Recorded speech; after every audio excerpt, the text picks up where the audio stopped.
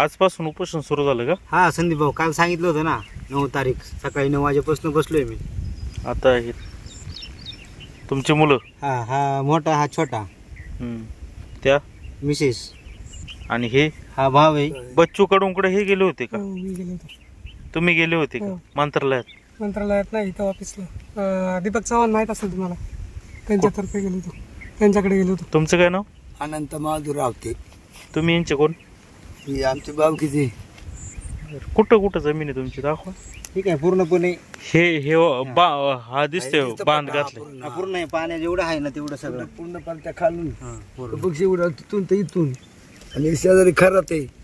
आणि माझी बघा हा कोपरा गेला का टावरच्या साईडला असा, टावरच्या साईडला म्हणजे टावर दिसतोय इथपर्यंत जमीन आहे का तुमची खाजगी? नाही, इकडे ही अनिलची आहे हा. आणि त्या साईडला टावरच्या खाली माझी. म्हणजे हे सगळी शेत होती का एक काळी? हो, एक एकराच्या बांधण्या संदीप भाऊ या. अच्छा, मग याच्यामध्ये भात वगैरे लावायचे तुम्ही 4-5 वर्षापूर्वी? दुसरं काहीच नाही. पाच सोड इकडे पिकच नाही काही, तेवढंच पीक.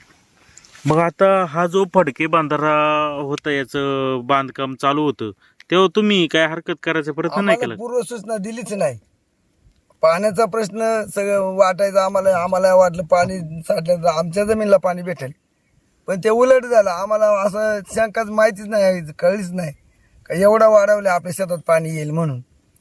पण ज्यावेळेला पाणी आलं त्यावेळेला आम्हाला हे कळलं का बाबा इथं आपल्या शेतात पाणी आलं.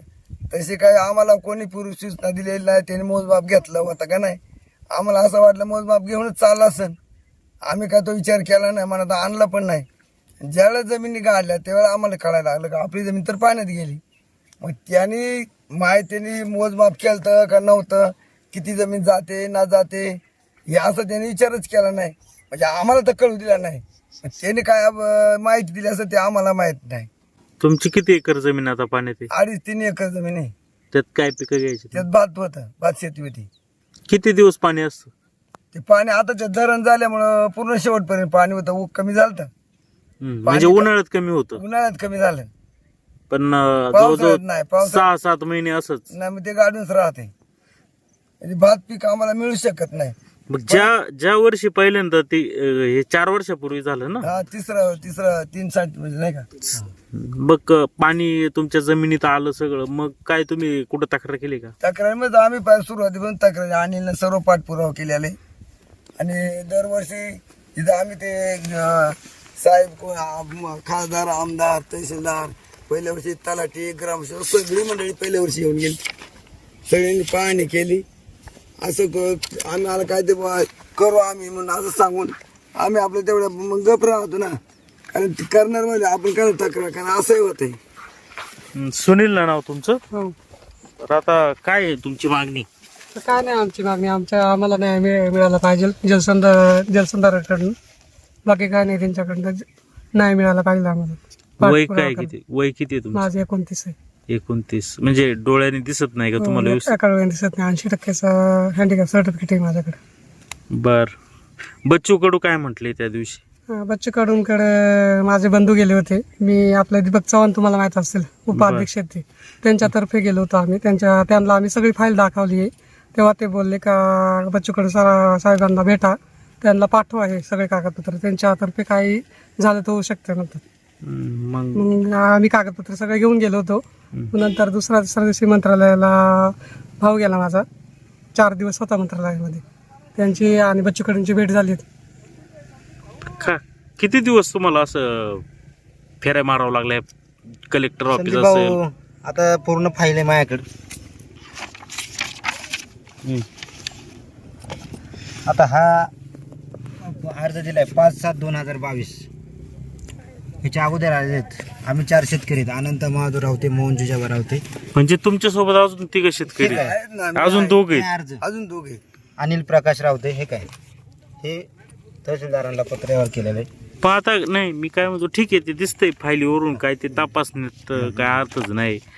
तुम्ही मंत्रालयात एवढे दखल घेतात, अमरावतीचा माणूस तुमची दखल घेतो, पण इथली लोक दखल घेत नाहीत. काय किती वेळा हेलपाटे झाले मंत्रालयात? आता 3.5 वर्षे हेलपोटीच मारतोय ना संदीप भाऊ. 3.5 वर्षे भिंगरी बांधून जे पायाला असं आहे ना, उपाशी तापाशी. आता ते राहता कुठं तिथं मुंबईला गेले? तिथं आमदार निवासला 2 दिवस राहिलो होतो आमदार साहेबांकडे. बच्चू कडू साहेब त्यांच्याकडे गेलो का त्यांच्याकडे राहतो, किंवा पाहुण्यांकडे कल्याणला मुरबाडला इकडं असं. जिथं कुठं राहायचं हा, जागा सोय होईल भेटली तिथं. प्रत्येक वेळेस आमदार निवासच नाही, जागा भेटला असं काय? नाही आमदार निवासला आता लांडे साहेबांबरोबर गेलो तेव्हा आमदार निवासला मी राहिलो. आता ह्या मुलांचं काय भविष्य? मुलांचं भविष्य अवघड आहे ना. असं तुम्ही आता त्यांना पण उपोषणाला घेऊन बसलात. मग आता असं उपाशी मरण्यापेक्षा ते असं मरू ना उपोषण करून. 3-3.5 वर्ष झाले. तांदूळ आम्ही किती नातेवाईक किती देणार ना. भीक मागितल्यासारखंच झाले. भीक मागितल्यासारखं झाले ना. किती हे करणार. काय ते माझं भीक मागितल्यासारखं झाले. मग आता काय शेतीत पिकलं नाही म्हणजे मग मागूनच ना. नातेवाईक दिलं तरी मागूनच मिळणार ना. आपल्याकडून आपण आणून देणार आहे का नाही. मग द्या मला, मग द्यावंच लागणार ना. अशी परिस्थिती आहे ना. तुम्ही काय करता? घरी काम करता का कुठं मजूरला जाता? नमस्कार, धन्यवाद. तुम्ही कुटुंबाला भेट द्या आल्याबद्दल, त्यांच्या खरं तर आणण्यात सहभागी झाल्याबद्दल संदीप भाऊ तुम्हाला धन्यवाद. बर बस. मग काय लांडे साहेब तुमचं कार्यकर्ता आहेत ना, हे नातेवाईक पण आहे असं मला कळलं. संदीप भाऊ नाही हे नातेवाईक आहेत ना. नातेवाईक पण आहे, ते माझे भाषे पण आहेत आणि हे माझे मामा आहेत. सगळे नातेवाईक सोबत 2 वर्ष अनेक वेळा संघर्ष केला. त्या प्रत्येक अधिकाऱ्यांना पत्रव्यवहार केला, परंतु अधिकाऱ्यांच्या हलगर्जीपणामुळं हे काम रेंगाळलंय. खरं तर तुम्ही पत्रकार म्हणून या ठिकाणी अनेक वेळा तुम्ही ही बातमी केलेली आहे. नाही आता ठीक आहे. धरणाच्या पाण्यामध्ये म्हणजे बांधाराच्या याच्यामध्ये जमीन गेलेली आहे, त्याचा पंचनामा पण झाला असेल. मग हे जे तहसीलदार आहे त्यांचा काय रिपोर्ट केलाय? संदीप भाऊ दरवर्षी पंचनामा होतो. गेले 3.5 वर्ष पंचनामा होतो, पण त्याचा फायदा काहीच नाही ना. अहवाल काय केलाय शासनाला? कलेक्टरांनी काय अहवाल पाठवला असेल ना? कलेक्टर साहेबांना मी पत्र व्यवहार केलेले, पण मला कुठलंच पत्र आलं नाही. तर मग तुम्ही तहसीलदारांशी समजा तुमची तक्रार मांडली, तहसीलदार साहेबांनी काय रिपोर्टिंग केली? तहसीलदार साहेबांना आम्ही जलसंधारणला कळवले. आमच्या हातात काय नाही, ते जलसंधारणचा विषय. जलसंधारण विभाग. जलसंधारणचा विषय. जलसंधारण विभागाचे अधिकारी इथं आले होते का? इथे पुढे या ना, पुढे बसा. बस. हा, जलसंधारणचे अधिकारी खूपदा येऊन गेले, पण काय नाव त्यांचं? कुठे आहे ऑफिस त्यांचं? ते येरवड्याला ऑफिस आहे अच्छा. जलसंधारण. चव्हाण साहेब म्हणून आहे आणि हांडे मॅडम म्हणून. मग तर मला एक सांगा का, मग ते अधिकारी इथं आल्याच्या नंतर काय केलं त्यांनी इथं? बघू. आता कालच अधिकारी आले होते. काल आले जुन्नरला. मी तुम्हाला भेटलो होतो, हे द्यायला आलो होतो आपलं उपोषणाचं पत्र. तेव्हा ते आले, म्हणले उपोषण काय करू नका तुम्ही, आपण मार्ग काढू. म्हणलं आता असं 3-3.5 वर्ष मरू दे ना उपोषण करून, एकदाच तरी काहीतरी होऊन जाईल ना. जर घरात पोरांना खायलाच काय नाही तर काय करायचं ना. नाही मला एक सांगा का, ते अधिकारी चव्हाण काय म्हणतात? काय म्हणतात इथं तुमची जमीन आहे का काय आहे? आता चव्हाण साहेब म्हणले का आम्हाला असं कळतं ही सरकारी जमीन आहे, तर माझ्या का खसखशीत 7/12 आहे ना हा पुरावा. म्हणजे तुम्ही ज्या जमिनीशी भांडता ती जमीन तुमची नाही असं त्यांचं म्हणणं आहे?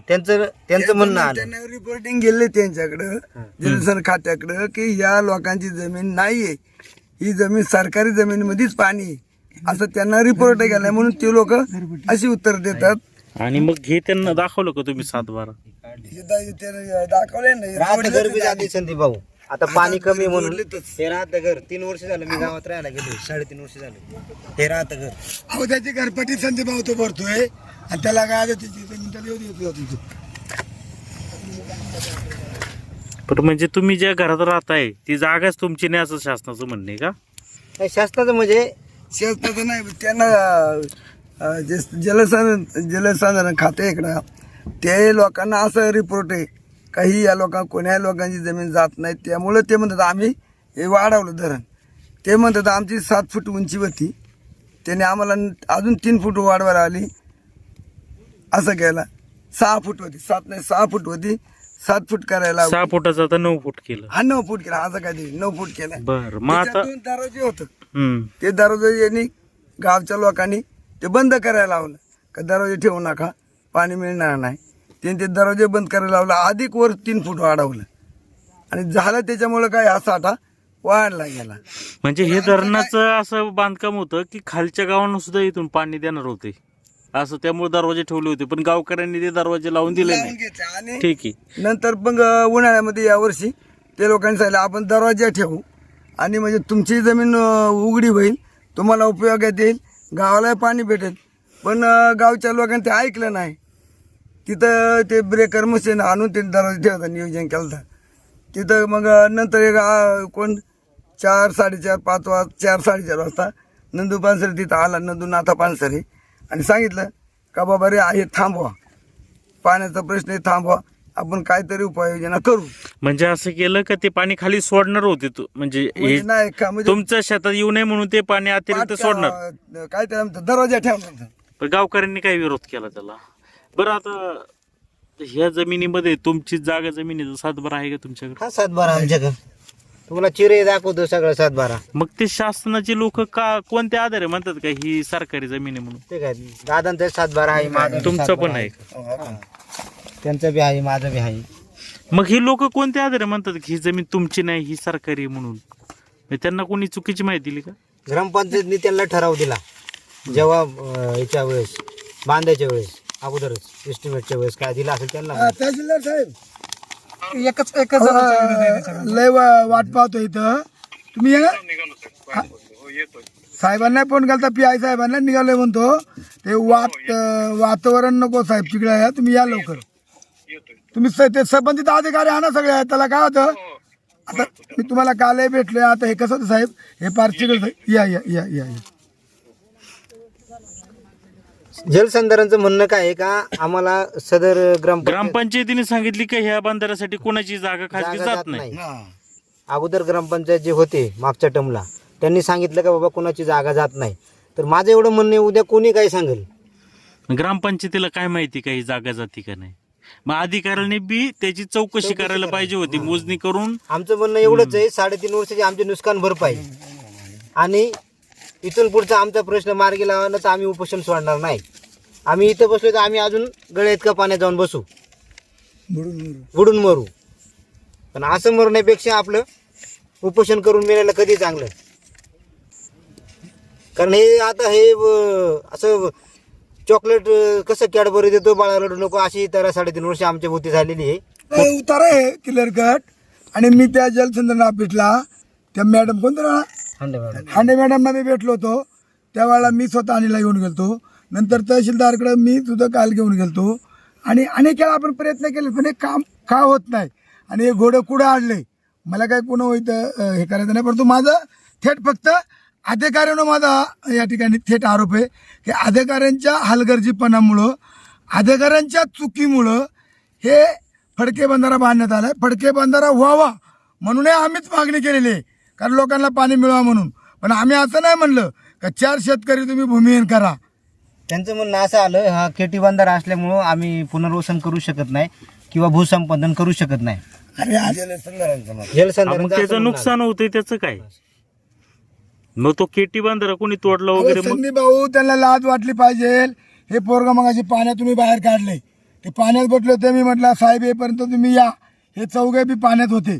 आम्ही त्यांना पाण्यातून बाहेर आणलं, इथं बसवलंय. म्हटलं पाण्यात तुम्ही किती दिवस बसणार आहेत. मग मी तहसीलदारांना दुसऱ्यांदा फोन करतोय. तहसीलदार माझ्या 2 फोन लावला, आत्ता म्हणता निघालोय. आणि आज जर खरं तर महाराष्ट्र शासनाने आज वादळ सांगितले, मग जर पाऊस आला, या पोरांचा कमी सर झाला, याला कोण जबाबदार. आणि तहसीलदाराची वाट पाहायपर्यंत मी बाळा तू का बसला इथं पाण्यात? गायला बसलाय? जमीन गेले? कुठे गेले जमीन? मग तुम्ही पाण्यात गायला बसली होती? नाव काय तुझं? इकडे बघ बाळा, नाव काय तुझं? हा, पवन प्रणव. अच्छा, नाव काय? पूर्ण नाव सांग बाबू. पूर्ण नाव सांग. रोहन अनिल रावते. सरकारकडे मागणी काय नाही आमची, आम्हाला न्याय मिळाला पाहिजे. काय पाठपुरावा असेल तो करून. शिक्षण काय आलंय? शिक्षण माझं आता MA सेकंड इयर 17वी झाली. आता अजून नोकरी नाही, काय नाही. शेतीवरतीच सगळं वागतंय आमचं. किती टक्के अपंग आहे? 80%. बरं, तुम्हाला न्याय नाही भेटला, तुम्ही काय करणार पुढची भूमिका? न्याय नाही मिळाला तर आम्ही आता आत्महत्येशिवाय काही पर्यायच नाही दुसरा.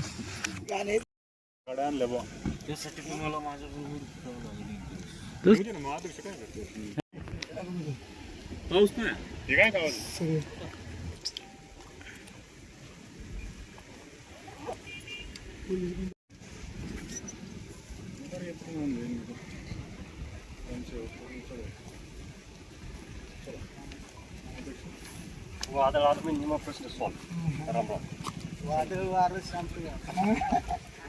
मला वार सांगतो. काय झालं तुला?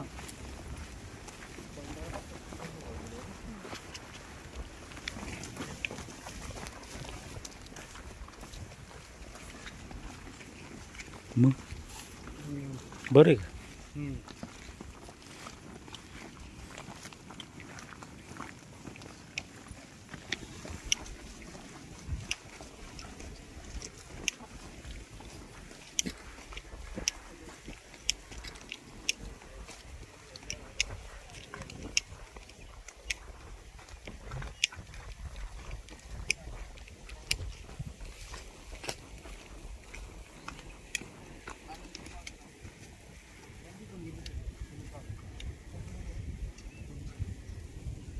मॅडम मी ऑफिसला आलतो ना, मी मॅडमच्या ऑफिसला गेलो होतो. आमचं काय ठरलं होतं, इथं सर आता जर विचार केला तर फक्त 10 फूट भराव करायची. तुम्हाला दुसरं किती चालते त्याच्यात ते 4 फूट जर पाणी इथं भराव केला तर इथं पाणी नाही येणार ना, ते शेती चालू होईल. किंवा तहसीलदार साहेबांनी समजायला बा इथं शासकीय जमीन कामासाठी इथं सरकारची, त्यातून त्यांना जमीन दिली तरी प्रश्न सुटेल. नाही कसं आहे, दोन गोष्टी आहेत. त्याला संपादित पण करता येत नाही, संपादन करता येत नाही. एकतर त्यांच्या याच्या संपादनाची तरतूद नाही. आपल्याला अडचण सगळ्यात मोठी ती येते. स्पेशल केस करता येते ना मॅडम, आपण बोलणार स्पेशल केस करता येते. ग्रामीण भागामध्ये, आदिवासी भागामध्ये पेसा अंतर्गत कायदा वेगळे. जर तुम्ही स्पेशल केसचा प्रस्ताव पाठवला तर यांना इथली जी सरकारी जमीन आहे ती जमीन पण देता येते. आणि ती देता नाही आली तर स्पेशल केस म्हणून त्यांना पुनर्वसित करून त्यांना पेमेंट पण करता येतो. फक्त हे आपल्या हलगर्जीपणामुळे 3 वर्ष निघून गेले. नाही सर, कसं आहे की आता हे जे आहे हे आपण ओढ्यामध्ये करतो. त्यावेळेस आपल्या इथल्या शेतकऱ्यांची किंवा ग्रामस्थांची प्रचंड मागणी होती आमच्याकडे की बाबा हे आम्हाला करून द्या. त्यांची मागणी, माझी पण मागणी आहे, माझा पत्र आहे. पण मागणी आमची होती अशी का पाणी पाहिजे, लोक नाही बुडवायची. तुम्ही आता नियमाप्रमाणे सर्वे करायला पाहिजे होता. आणि हे किती क्षेत्र जाते याच्यामध्ये, फक्त धरणात पाणीच साचतंय का माणसं बुडतात याचा विचार तुम्ही केलाच नाही. नाही मग आता याच्यामध्ये कसं आहे की आता अंदाजपत्रकानुसार गेला तर आमच्या अंदाजपत्रकामध्ये मी म्हणतो कोणी अंदाजपत्र केलाय, कोणी सर्वे केलाय ना, तो पहिला इंजिनियर सस्पेंड करा, नंतर तर ठेकेदारावर गुन्हा दाखल करा, नंतर सगळ्या गावाचीच मागणी होती. मॅडम या विषयावर मी तुमच्या हातात पुण्याला येऊन 2 वेळा चर्चा झाली. कालला बच्चू कडू साहेबांचा विचारला, आता गुरुवारी तारांकित प्रश्न आहे. मी आमदार साहेबांची सकाळी फोनवर बोलले, म्हटलं तुम्ही पण त्या तारांकितला सपोर्ट करा. आता इथं तहसीलदार साहेब आलेत, PI साहेब आलेत. आता ही लहान मुलं, ए बाळा तू पाण्यात कायला गेला रे, हे बाळा जमीन कायला गेला पाण्यात, म्हणजे एवढीच मूल म्हणते मला. मुलांना नका घेऊ, मुलांना बाहेर घेता साहेब तो जगून तरी काय करणार आहे. जर 3 वर्षे शासन किंवा अधिकारी हलगर्जीपणा करणारा असतील, एक आदिवासी कुटुंब जर एखादं मोठं कुटुंब असतं ना तर इथे सगळे आले असते. मला याच्यावर कोणावर आरोप करायचा नाही, पण हे कुटुंब मागासवर्गीय कुटुंब आहे. पैसा आणता का मॅडम तुमची फोनवर मी 10 वेळा बोललोय. त्या दिवशी तुम्ही मंत्रालयात होते त्याशी मी बोललोय. मी मंत्रालयात सुद्धा तुमच्या मंत्री महोदयांना पण भेटलो. ते म्हणले आता ह्या तारांकित प्रश्नामध्ये काही ना काही मार्ग काढू. आता हा जरी पार्ट तहसीलदार साहेबांचा नाहीये तरी तहसीलदार साहेब जुन्नर तालुक्याचे पालक आहेत. मी माझ्या भाषणात सांगत असतो, तहसीलदार साहेब हे मिनी कोर्ट आहे, न्याय देत आहेत. जमिनीचं भांडण तहसीलदार जातं. आता ही उद्या भूमिहीन होणार आहेत. आज ही मुलं घेऊन तो पाण्यात गेलाय. याच्यामध्ये समजा त्याने ऐकलं नाही किंवा उद्या काही कमी सर झालं, एखादी जीवित हानी झाली, तुम्हाला पोलीस डिपार्टमेंटला त्यांना पत्र दिलंय, तहसीलदार साहेबांना पत्र दिले, तुम्हाला पत्र दिले, तुम्ही सगळे आलेत, तुमचं स्वागत. पण रावसाहेब मी तुम्हाला एक दंडाधिकारी म्हणून आणि जुन्नर तालुक्याचा पालक म्हणून तुम्ही याला न्याय द्यायचा आहे. आणि जर यांना न्याय दिला नाही तर याच्या होणाऱ्या परिणामाला तुम्ही अधिकारी जबाबदार असाल. हे जरी 4-5 जण इथं बसलेत, उद्या आमच्या सगळ्या संघटनेची मिटिंग आहे आता 5 वाजता आणि महाराष्ट्र राज्याचा आदिवासी विकास आघाडीचा मी अध्यक्ष, संस्थापक अध्यक्ष आहे. आणि म्हणून महाराष्ट्रातील मग बिरसा ब्रिगेड असेल, कम्युनिटी असेल, सगळ्या संघटना याच्यामध्ये सहभागी होणार आहेत.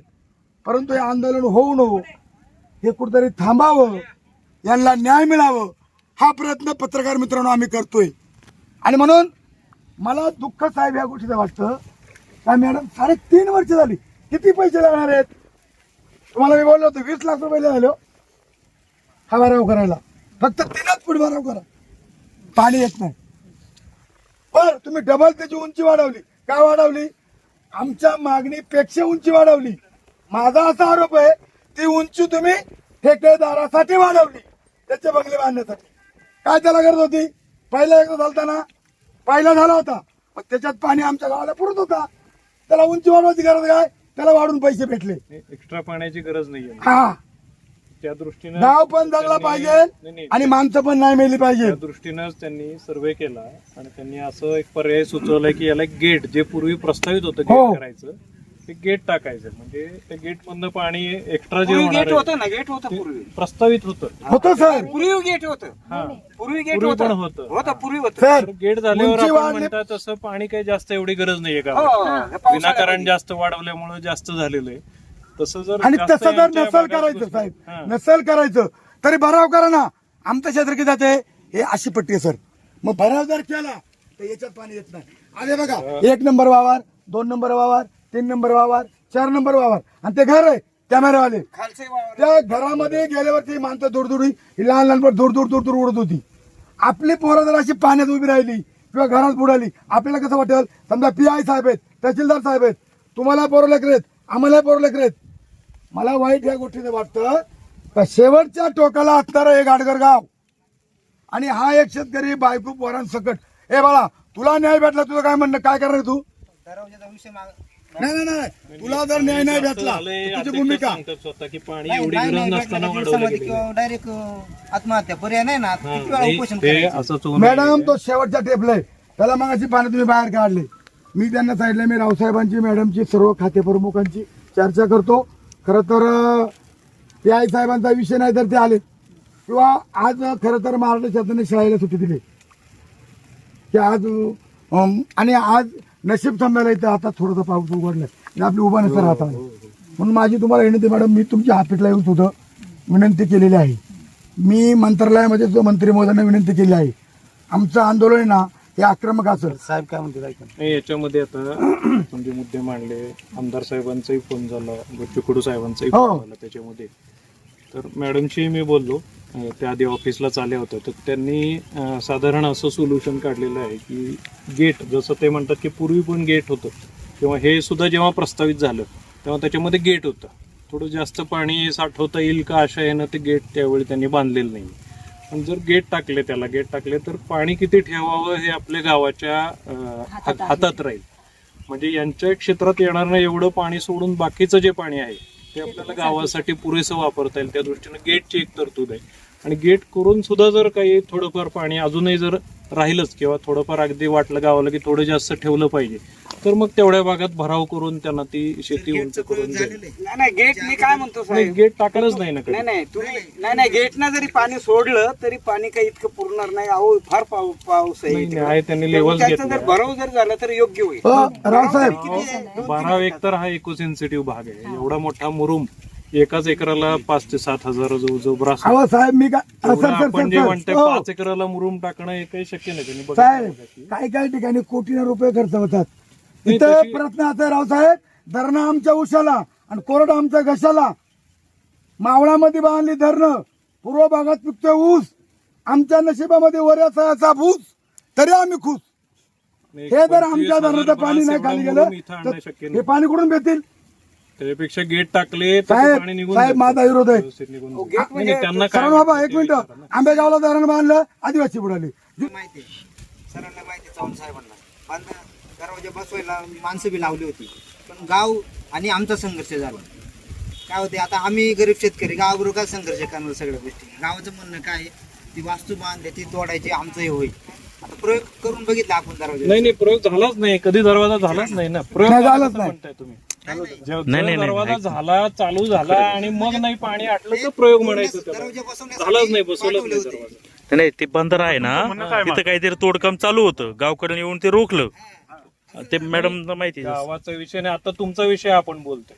महत्वाचं तुमच्या क्षेत्रातलं पाणी साहेब त्यांचं म्हणणं असं आहे, ज्यावेळेस तो विषय चर्चेला आला त्यावेळेस गावाचा आणि यांचा वाद झाला की ते तुम्ही तिकडे जाणार आहेत, ते दरवाजे बसू नाही नका. नाही, पण आवश्यकतेपेक्षा सगळं येऊ दे. पाणी जास्त आहे असं इथल्या लोकांचं म्हणणं आहे. आता अध्यक्षांनी सांगितलं की प्रमाणापेक्षा जास्त उंची झाली, जास्त पाणी साठा लागलं. मग थोडं दार गेट कमी केलं तर काही हरकत नाही, आणि आपल्या तेवढं पुरेल अंदाजपत्रकामध्ये पाणी त्या लोकांना. गेटची तरतूद आहे. आपण साहेब ते मी काय केलं म्हणतो, त्याला वेगळे काही फंड लागणार अडचण नाहीत, येणार लगेच होऊन जाईल. नाही नाही सर, मग अडचण काय नक्की मग त्या गेटची? ग्रामस्थांकडूनच अडचण येते की आम्ही तेही केलं होतं की पाठवले होते लोक, पण तथापि आता आपण परत ते करून समजावून घेऊन सांगू त्यांना की गावात समजून लोकांना सांगू, भीती पण वाटते की त्यातनं सगळंच पाणी निघून जाईल की. सर तुम्हाला काय करायचं ते करा. नाही का ना, त्या कुटुंबाला एकट्या नाही. कुटुंबाला संघर्ष करावा लागतोय. आपण आपल्या शासन स्तरावर एक शासन मीटिंग लावा, स्तरावरच करा. मीटिंग लावा हो. आणि निर्णय घ्या.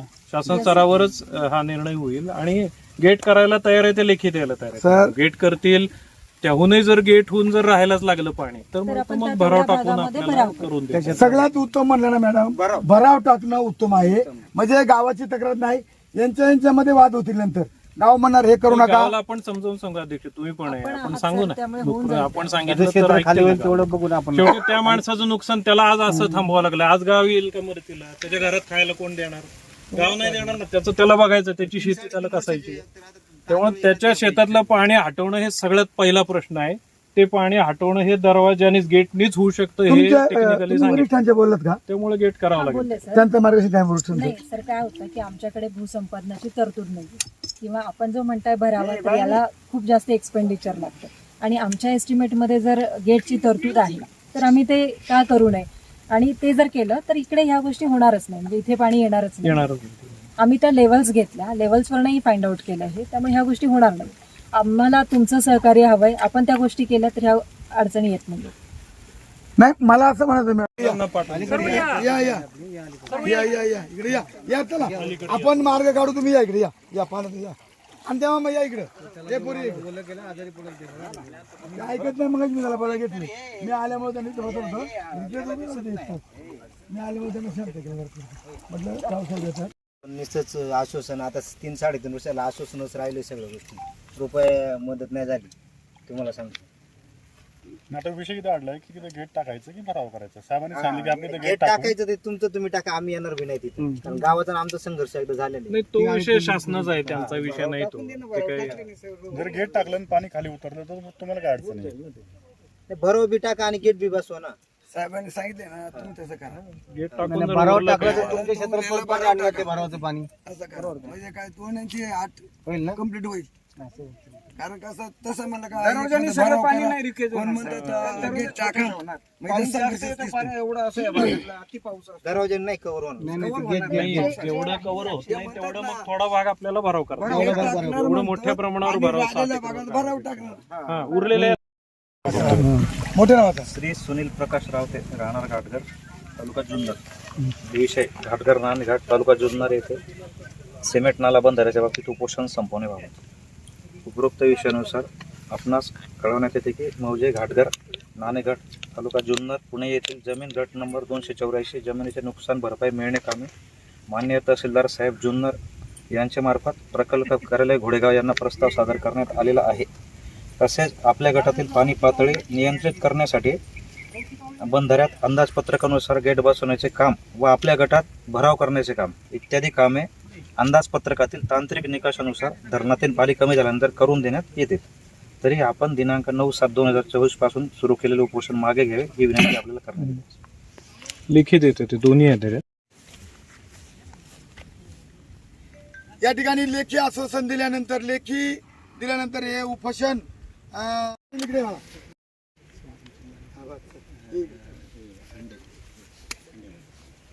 त्याला पाच त्याला पाच ते लय मगाशी येतच होतं, मी त्याला इथं